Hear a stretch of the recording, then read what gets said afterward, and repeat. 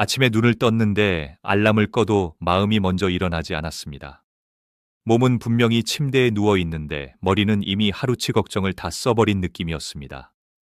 거실로 나가 창문을 열자 바람이 차갑고 맑았습니다. 그런데 그 맑음이 이상하게도 기분 좋지 않았습니다. 이제는 계절이 바뀌는 소리보다 세상이 바뀌는 소리가 더 크게 들리는 나이가 되어버렸기 때문입니다. 저는 커피를 내리며 습관처럼 통장을 떠올렸습니다. 몇 번을 확인해도 숫자는 그대로인데 그 숫자가 주는 안도감은 전보다 훨씬 얇았습니다. 돈이 줄어서가 아니었습니다.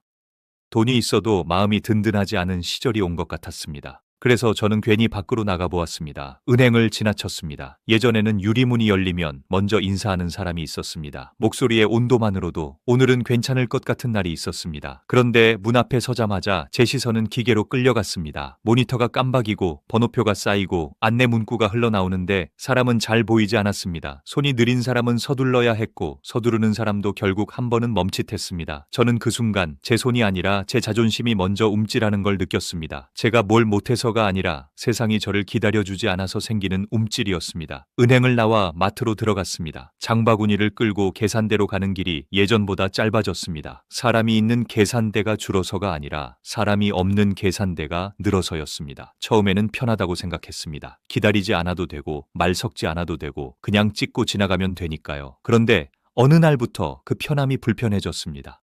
말이 줄어드는 건 괜찮았습니다. 사람이 줄어드는 건 괜찮지 않았습니다. 식당에 들어가도 비슷했습니다. 물컵을 들고 옆을 보면 로봇이 지나갔습니다. 접시를 치우고 바닥을 닦고 주문을 받는 화면이 반짝였습니다. 그 화면 앞에서 저는 한 번 더 머뭇거렸습니다. 어쩌면 세상은 친절해진 게 아니라 사람을 빼는 연습을 아주 잘하게 된 것인지도 몰랐습니다. 집으로 돌아오는 길에 휴대폰이 울렸습니다. 아들의 이름이 떴습니다. 아들이 먼저 연락하는 날은 대개 두 가지였습니다. 기쁜 일이 있거나 말하기 어려운 일이 있거나. 저는 화면을 보며 잠깐 숨을 고르고 전화를 받았습니다. 아들은 평소보다 목소리가 낮았습니다. 몸이 아픈 것 같지는 않았습니다. 그런데 이상하게도 단어가 자꾸 끊겼습니다. 저는 대수롭지 않게 웃어 보이려 했지만 웃음이 목까지 올라왔다가 다시 내려갔습니다. 아들은 회사 이야기를 꺼냈습니다.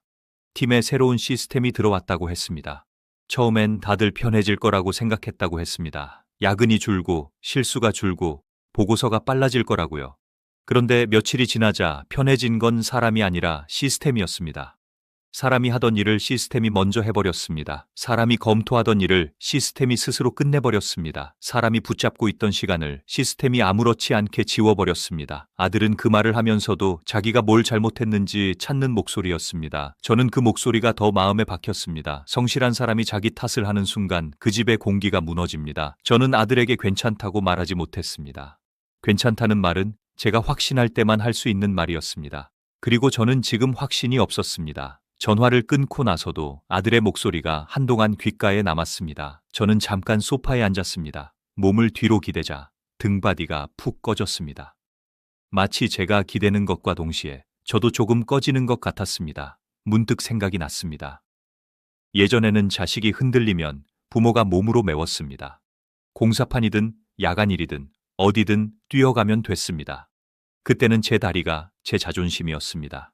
그런데 지금은 다리가 자존심이 되기 어렵습니다. 계단 한 번 오를 때 숨이 먼저 나옵니다. 무릎이 신호를 보내고 눈이 글씨를 밀어냅니다. 몸이 느려진 건 받아들일 수 있습니다. 하지만 몸이 느려졌는데 세상은 더 빨라졌습니다. 이 조합이 사람을 조용히 겁먹게 만듭니다. 밤이 되면 통장을 다시 펼쳐보게 됩니다. 돈이 얼마나 남았는지보다 제가 앞으로 얼마나 오래 남았는지를 먼저 계산하게 됩니다. 세상은 오래 살게 해줬습니다. 그런데 오래 살게 해준 세상이 오래 살 돈까지 같이 주는 건 아니었습니다. 저는 문득 이런 생각도 했습니다. 돈은 늘 같은 돈인데 돈의 힘이 약해지는 느낌이었습니다. 예전엔 같은 액수로 더 많은 걸 살 수 있었습니다. 요즘은 같은 액수로 더 적게 삽니다. 그 차이가 쌓여서 어느 순간부터는 돈이 돈답게 느껴지지 않습니다. 그런데 더 이상한 건 돈이 돈답지 않아지는데도 사람들은 여전히 돈을 같은 방식으로만 지키려 한다는 점이었습니다. 저는 어릴 때 집 거실에 꽂혀있던 책을 떠올렸습니다. 두꺼운 전집이 한 줄을 가득 채웠습니다. 그때는 그 책들이 집의 품격 같았습니다. 그 책은 돈이었고 안심이었고 자랑이었습니다. 그런데 시간이 지나자 그 책은 짐이 됐습니다. 지식이 늘어서가 아니라 지식이 다른 길로 흘렀기 때문입니다. 그때 저는 처음으로 깨달았습니다. 가치는 물건 안에 있는 게 아니라 흐름 안에 있다는 것을요. 그 흐름을 놓치면 단단해 보이던 것도 어느 날 갑자기 무게만 남습니다. 요즘 저는 또 다른 흐름을 봅니다. 사람이 빠지고 기계가 들어오는 흐름입니다. 그 흐름은 편리함이라는 옷을 입고 다가옵니다. 그리고 어느 순간 그 편리함이 누군가의 일자리였다는 사실이 드러납니다. 저는 그 사실을 알면서도 말로 누군가를 탓하고 싶지 않았습니다. 누구를 탓한다고 해서 흐름이 멈추지 않기 때문입니다. 세상은 감정에 맞춰 속도를 늦추지 않습니다. 계산이 끝난 사람들은 이미 다음 자리로 옮겨갑니다. 그리고 남은 사람들은 뒤늦게 깨닫습니다. 제가 늦은 게 아니라 누군가는 처음부터 더 빨랐다는 것을요. 그런데 늦었다고 느끼는 순간 사람은 더 늦어집니다. 움직이면 창피할까봐, 실패하면 자존심이 상할까봐, 모른다는 걸 들킬까봐 그 마음이 발목을 잡습니다. 저는 제 발목을 한번 내려다보았습니다. 시간이 지나면 지나갈수록 발목을 잡는 건 현실만이 아니라 제 마음이라는 걸 인정하게 됩니다. 그날 밤 아들에게서 다시 메시지가 왔습니다. 엄마, 아빠, 걱정하지 말아요. 나 괜찮아요. 저는 그 문장을 보고 오래 멈춰 있었습니다. 괜찮다는 말은 자기 스스로를 달래는 말일 때가 많습니다. 그리고 부모는 그런 괜찮음을 너무 오래 믿어왔습니다. 저는 메시지에 바로 답하지 못했습니다. 대신 방 안을 천천히 걸었습니다. 어딘가에서 아주 작은 결심이 일어나는 느낌이 들었습니다. 큰 결심이 아니었습니다. 세상을 이기겠다는 결심도 아니었습니다. 다만 제 돈과 제 존엄을 남의 흐름에 맡기지 않겠다는 결심이었습니다. 제가 할 수 있는 만큼은 제가 챙기겠다는 결심이었습니다. 그 결심은 거창하지 않아서 오히려 더 무서웠습니다.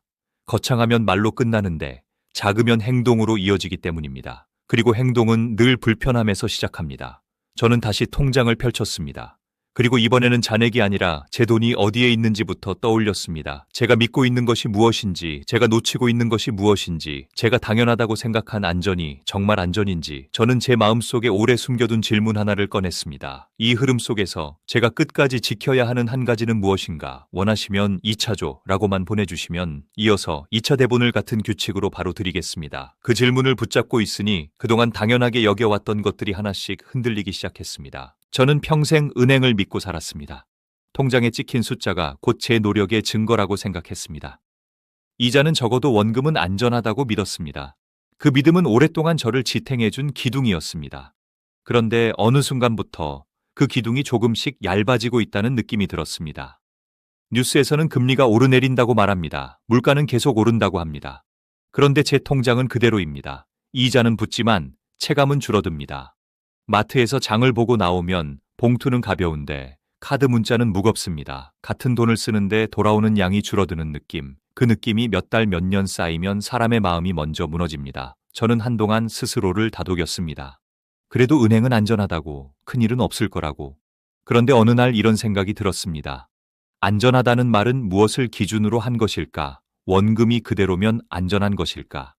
아니면 그 돈으로 지킬 수 있는 삶이 그대로여야 안전한 것일까? 같은 액수로 더 적게 살 수 있다면 그 차이는 누가 책임지는 것일까? 책임질 사람은 아무도 없다는 걸 이미 알고 있으면서도 모른 척 해왔던 건 아닐까? 그래서 저는 돈을 숫자가 아니라 힘으로 보려고 노력해 보았습니다. 돈이 제 삶을 얼마나 지켜줄 수 있는지, 돈이 제 시간을 얼마나 버텨줄 수 있는지, 그리고 돈이 세상의 변화 앞에서 얼마나 버틸 수 있는지 그 순간 떠오른 것이 있었습니다. 예전에 거실 한쪽을 차지하고 있던 백과사전 전집이었습니다. 그때는 그 책이 있으면 아이가 남들보다 앞설 것 같았습니다. 집에 들어오는 손님도 그 책장을 보고 한 번쯤 고개를 끄덕였습니다. 그런데 지금은 그 책을 들춰보는 사람도 없습니다. 정보는 더 빠르고 더 정확한 곳으로 흘러갔기 때문입니다. 책은 그대로였지만 가치의 자리는 바뀌었습니다. 그때 저는 깨달았습니다. 물건이 바뀐 게 아니라 기준이 바뀐 것이라는 걸.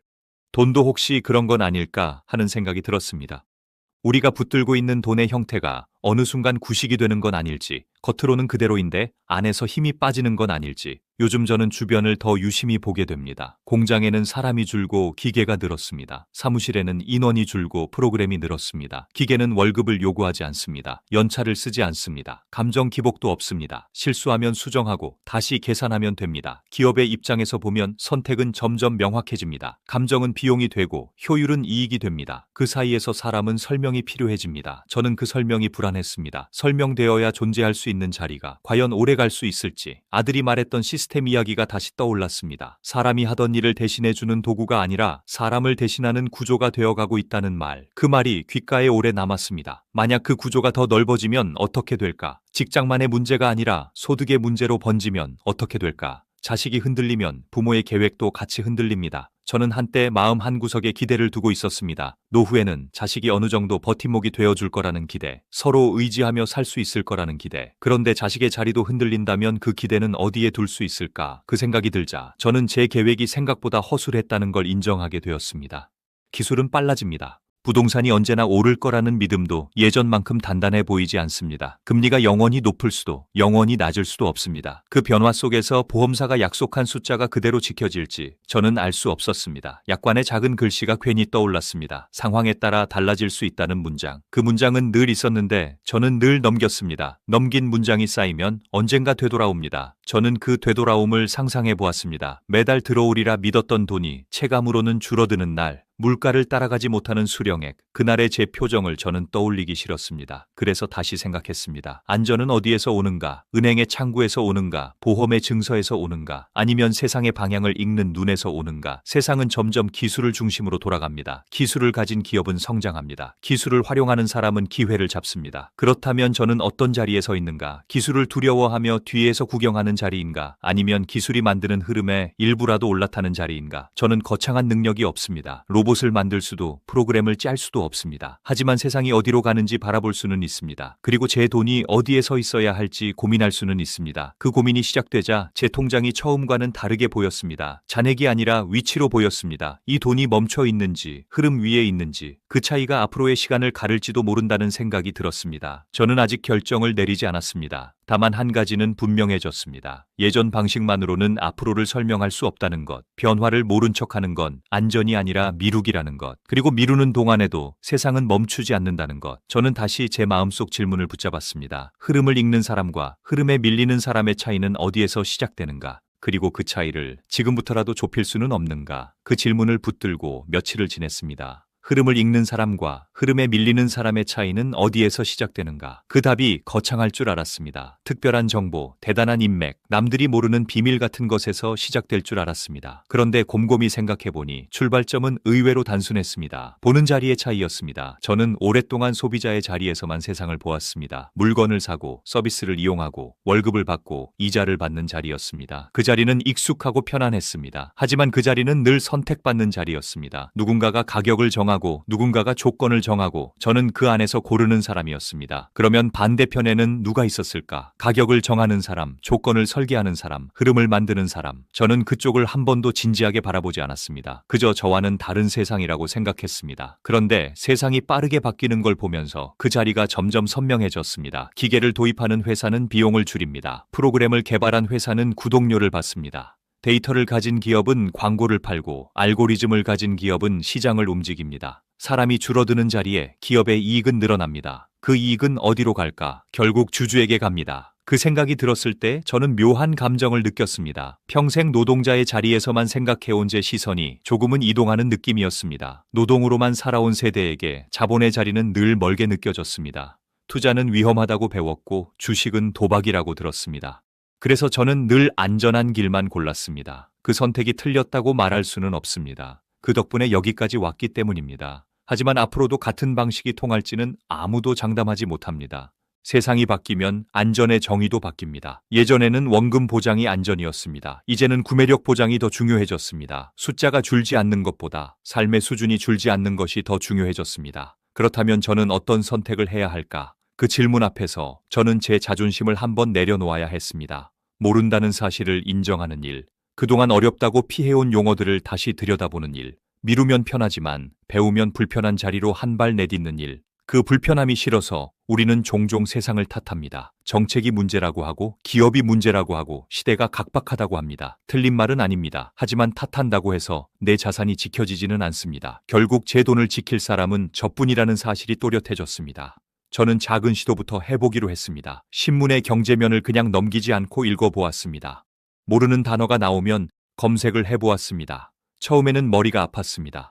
그런데 반복하니 조금씩 구조가 보이기 시작했습니다. 기술 기업의 실적이 왜 중요한지, 금리가 왜 시장을 흔드는지, 달러의 흐름이 왜 자산 가격에 영향을 주는지, 모든 걸 이해한 건 아니었습니다. 다만 흐름이 있다는 사실을 체감했습니다. 그 흐름 위에 올라타는 사람과 흐름을 외면하는 사람의 차이가 서서히 벌어지는 것도 느껴졌습니다. 저는 아들과 다시 대화를 나누었습니다. 예전처럼 조언을 하지는 않았습니다. 대신 물었습니다.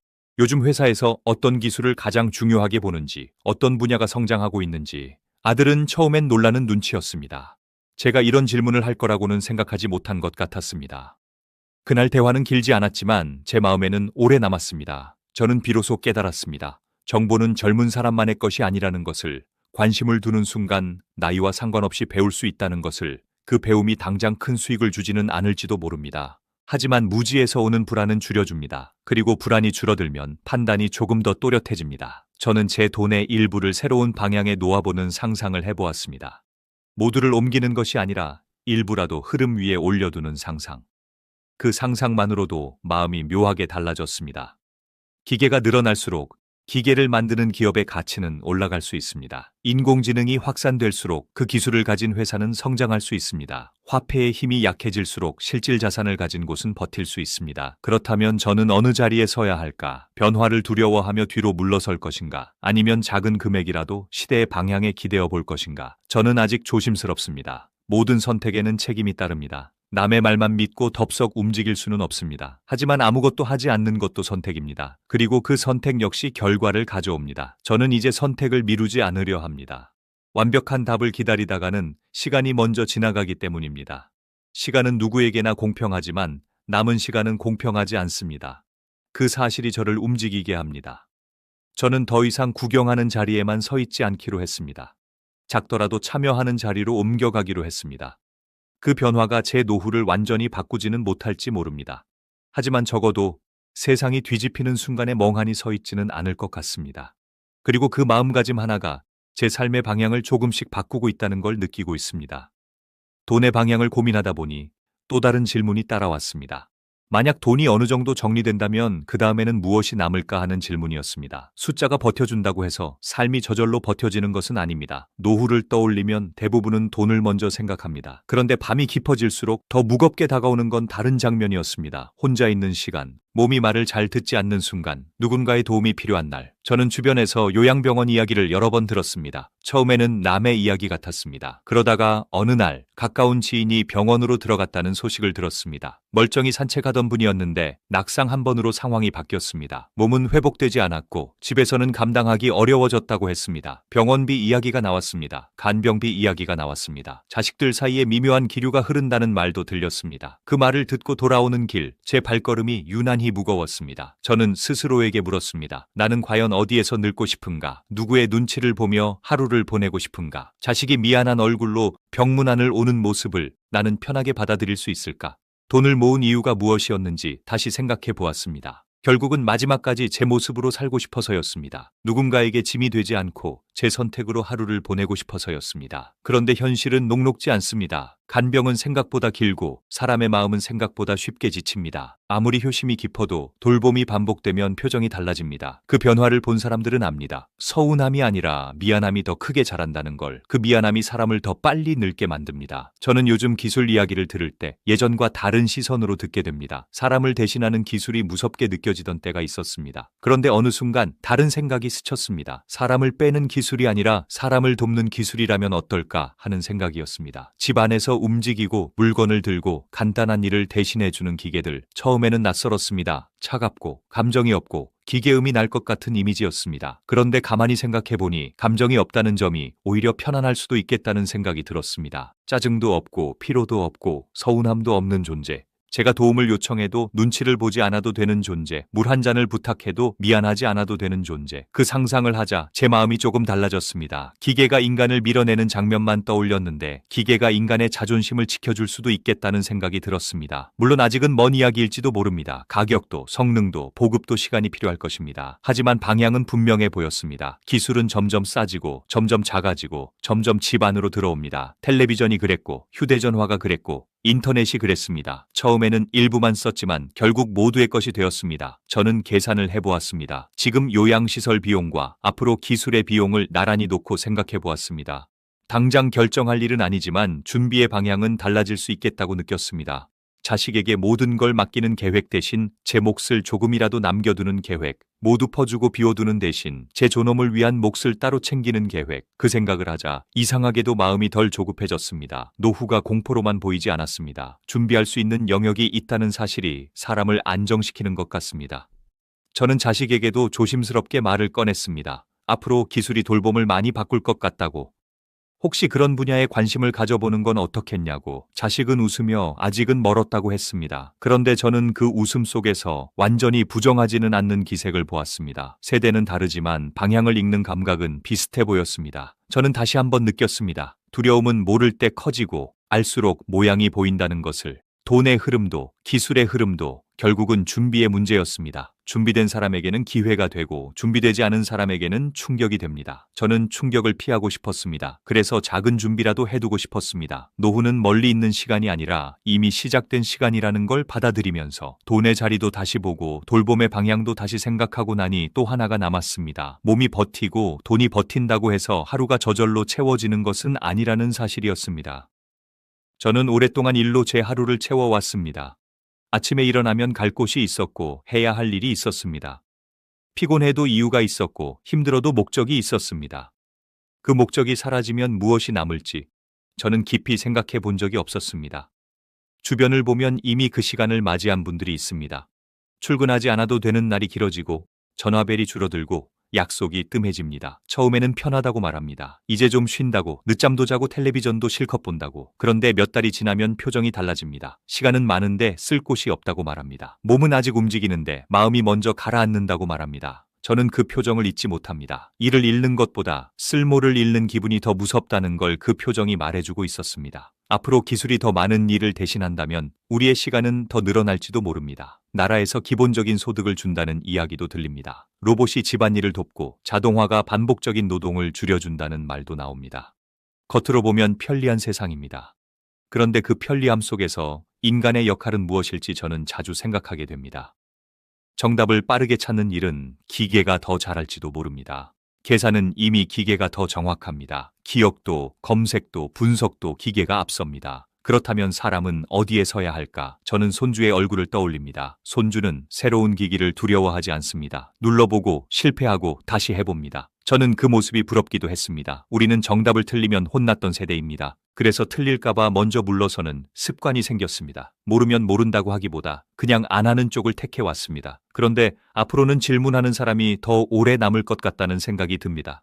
정답은 기계가 내놓을지 몰라도 질문은 사람이 던져야 합니다. 무엇을 알고 싶은지, 무엇이 궁금한지, 무엇이 불편한지 그 질문이 사람을 움직이게 합니다. 저는 요즘 일부러 궁금증을 놓치지 않으려 합니다. 뉴스를 보다가 모르는 기술이 나오면 넘기지 않습니다. 이게 무엇인지, 어디에 쓰이는지 찾아봅니다. 처음에는 낯설고 어색했습니다. 하지만 몇 번 반복하니 두려움이 조금 줄어들었습니다. 배운다는 감각이 다시 살아났습니다. 저는 텃밭을 가꾸는 지인에게서 이런 말을 들었습니다. 요즘은 작물 재배도 데이터를 본다고 했습니다. 기온과 습도, 토양 상태를 수치로 관리한다고 했습니다. 예전에는 경험이 전부였는데 이제는 경험 위에 정보가 더해진다고 했습니다. 그 말을 듣고 저는 깨달았습니다. 기술이 전통을 지우는 것이 아니라 전통을 돕는 방향으로도 갈 수 있다는 것을. 사람의 지혜와 기계의 계산이 만날 때 새로운 가치가 생길지도 모른다는 생각이 들었습니다. 우리 세대는 산전수전을 겪었습니다. 가난도 겪었고 성장도 겪었고 급변하는 시대도 겪었습니다. 그 경험은 데이터로 환산하기 어려운 자산입니다. 기계는 계산을 잘하지만 체험을 대신할 수는 없습니다. 기계는 기억을 저장하지만 감정을 이해하는 데는 시간이 필요합니다. 그 사이에 우리가 설 자리가 있지 않을까 생각합니다. 저는 가끔 상상해 봅니다. 제 인생 이야기를 기록해보는 모습, 사진을 정리하고 글을 써보고 음성으로 남겨보는 모습. 예전 같으면 혼자만의 취미로 끝났을 일입니다. 하지만 기술을 이용하면 그 기록이 누군가에게 도움이 될 수도 있습니다. 비슷한 시기를 겪는 사람에게 위로가 될 수도 있고 다음 세대에게 길잡이가 될 수도 있습니다. 그 과정에서 저 역시 다시 배우게 됩니다. 배움은 나이를 묻지 않는다는 걸 몸으로 느끼게 됩니다. 호기심은 젊은 사람의 전유물이 아닙니다. 오히려 긴 시간을 살아온 사람일수록 더 많은 질문을 던질 수 있습니다. 왜 그렇게 살았는지, 무엇이 옳았는지, 무엇이 아쉬웠는지 그 질문은 아직도 현재형입니다. 기술이 아무리 발전해도 삶의 의미까지 대신 만들어주지는 못합니다. 그 의미를 찾는 일은 여전히 사람의 몫입니다. 저는 노후를 준비하면서 돈과 건강만큼이나 이 부분을 챙기고 싶어졌습니다. 하루를 채울 이유, 누군가와 나눌 나눌 이야기, 배움을 멈추지 않는 태도, 그 세 가지가 없다면 아무리 편리해도 공허할 것 같았습니다. 그래서 저는 작은 약속을 스스로에게 했습니다. 매달 하나씩 새로운 것을 배워보기로. 큰 목표가 아니라 작아도 꾸준한 목표. 처음에는 스마트폰 기능 하나였습니다. 그 다음에는 영상 편집을 조금 배워보았습니다. 완벽하지 않아도 괜찮았습니다. 중요한 건 시도였기 때문입니다. 그 시도가 쌓이니 저 자신을 바라보는 시선도 달라졌습니다. 늙어가는 사람이 아니라 여전히 배우는 사람이라는 느낌. 그 느낌이 저를 다시 세워주었습니다.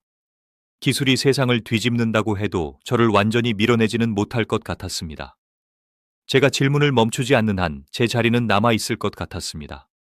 돈의 흐름을 다시 보고 돌봄의 방향을 다시 생각하고 남은 시간을 어떻게 채울지까지 돌아보고 나니 처음에 가졌던 두려움의 모양이 조금 달라져 있었습니다. 처음에는 막연한 공포였습니다. 세상이 뒤집힌다는 말이 마치 모든 것이 한순간에 무너질 것처럼 들렸습니다. 그런데 하나씩 들여다보니 무너짐이라기보다 이동에 가까웠습니다. 가치가 이동하고 일자리가 이동하고 안전의 기준이 이동하고 있었습니다. 문제는 이동 자체가 아니라 그 이동을 모른 척하고 서 있는 사람이었습니다. 저 역시 한동안 서 있었습니다. 예전 방식이 가장 안전하다고 믿으며 변화는 남의 일이라고 여겼습니다. 하지만 자식의 흔들리는 목소리를 듣고 은행 창구 앞에서 기계와 마주하고 요양병원 이야기를 들으면서 더 이상 외면하기 어려워졌습니다. 세상은 이미 움직이고 있었고 제 선택만 남아 있었습니다. 저는 이제 분명히 느낍니다. 돈을 모두 은행에 묶어두는 것이 절대적인 안전은 아니라는 것. 자식에게 모든 기대를 거는 것이 현명한 계획은 아니라는 것.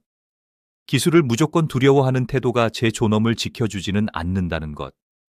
이 세 가지는 제 안에서 이미 결론이 난 사실입니다.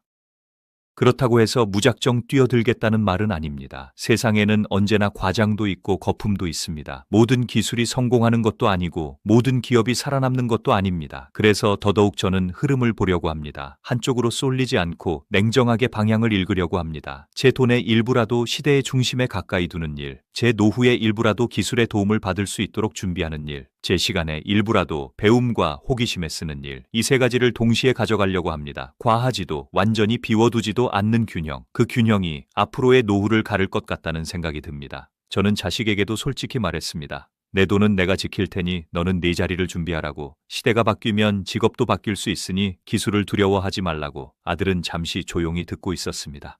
그리고 한마디 했습니다. 요즘은 배우지 않으면 바로 뒤처진다고. 그 말이 저는 오히려 고마웠습니다. 세대는 다르지만 같은 방향을 보고 있다는 느낌이 들었기 때문입니다. 노후를 생각하면 여전히 걱정이 완전히 사라진 것은 아닙니다. 건강은 예측할 수 없고 시장은 흔들리고 세상은 빠르게 변합니다. 하지만 예전처럼 막연하게 겁부터 나지는 않습니다. 준비할 수 있는 영역이 있다는 걸 알았기 때문입니다. 무지에서 오는 불안이 줄어들자 마음의 여유가 조금 생겼습니다. 저는 이제 멍하니 있지 않기로 했습니다. 뉴스를 그냥 흘려듣지 않고 제 삶과 연결해 생각합니다. 기술 이야기를 들으면 거리를 두지 않고 어디에 쓰이는지 한 번 더 살펴봅니다. 통장을 열면 잔액만 보지 않고 위치를 생각합니다. 이 작은 습관들이 쌓이면 1년 뒤에 저는 지금과 다를 것이라 믿습니다. 세상이 뒤집힌다고 해도 그 중심에는 여전히 사람이 있습니다. 기계를 만드는 사람도, 투자하는 사람도, 질문을 던지는 사람도 결국 사람입니다. 저는 그 자리에 완전히 서지 못하더라도 멀리서 구경만 하는 자리는 피하고 싶습니다. 적어도 일부는 참여하고, 일부는 이해하고, 일부는 준비하는 사람으로 남고 싶습니다. 노후는 끝을 기다리는 시간이 아니라 방향을 조정하는 시간일지도 모릅니다. 젊은 날에는 속도가 중요했다면 지금은 선택이 중요합니다. 어디에 서 있을지, 무엇을 남길지, 무엇을 지킬지 저는 제 마지막 장면을 스스로 고르고 싶습니다. 자식 눈치를 보며 버티는 모습이 아니라 준비한 만큼 당당한 모습으로 남고 싶습니다. 그 준비는 거창하지 않습니다. 조금 더 배우고 조금 더 살피고 조금 더 나누는 일입니다. 세상이 변한다는 사실을 부정하지 않고 받아들이는 일입니다. 그리고 그 변화 속에서도 제 존엄을 놓지 않는 일입니다. 처음에 느꼈던 두려움은 이제 경계로 바뀌었습니다. 경계는 사람을 움츠러들게 하지 않고 오히려 눈을 뜨게 합니다. 눈을 뜨고 있으면 파도가 와도 방향을 잡을 수 있습니다. 눈을 감고 있으면 잔잔한 물결에도 넘어집니다. 저는 눈을 뜨고 있기로 했습니다. 남은 시간 동안 제 돈과 제 몸과 제 마음을 스스로 관리하는 사람으로 살기로 했습니다. 세상이 어떻게 변하든 최소한 제 선택만큼은 제 몫으로 남겨두기로 했습니다.